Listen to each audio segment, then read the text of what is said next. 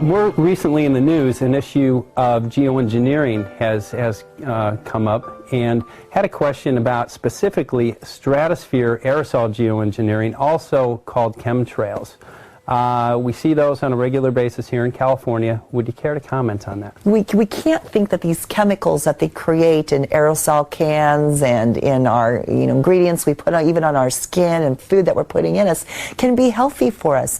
Why there's an increase when we have such great medical science today? Why is there an increase of flus, an increase of other diseases that hadn't been here before? Why are people getting sickly all the time? And with the chemtrails, I really just didn't know what they were. And then one day I was actually at a Ron Paul protest, and I was standing with a military veteran. He was a very decorated military veteran, older gentleman, and he said, "Wow, we sure have some chemtrails today." And I looked at him, said, "What do you mean we have chemtrails?" He goes, "Look up in the sky." I go, "Oh, those lines." I said, "I was wondering what they are." He goes, "I worked in the military."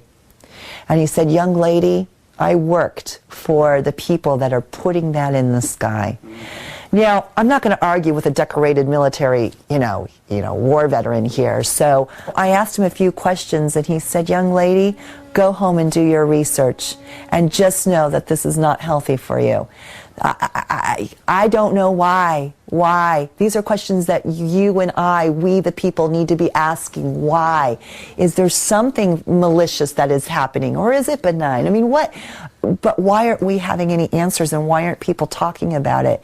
Obviously, we can't look up to the sky and see these chalk, like looking lines. Some days they're there, some days the sky is blue. We can't keep overlooking that. We have to start asking questions.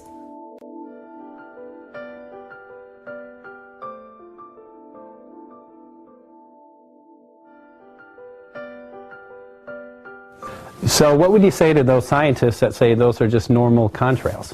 It was about a month ago, 2 months ago, I was out in the desert, and the sky in the morning was clear blue, clear blue.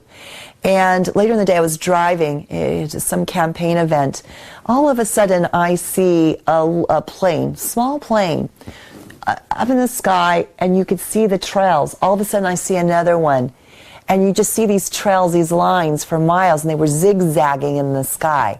I saw it with my own eyes, so that's not weather.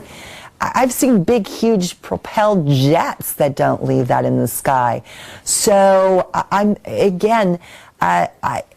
don't know, but the scientific community, first of all, I mean, sometimes there's research that's being paid by someone. Well, who's paying them to do the research? You have sponsors. Well, who's sponsoring it? And also science, that's why it's called science. It's not perfect. It's just like with global warming. You had scientists that came out to say, well, our Earth is warming, and we have global warming, and we need to stop green gas emissions into the sky. And then you had other scientists that came out and said, no, you're wrong, that's false. Actually, our Earth has been cooling. So that's science. So, what we need is answers. We need to know what company, who are driving the planes, who is ordering the planes.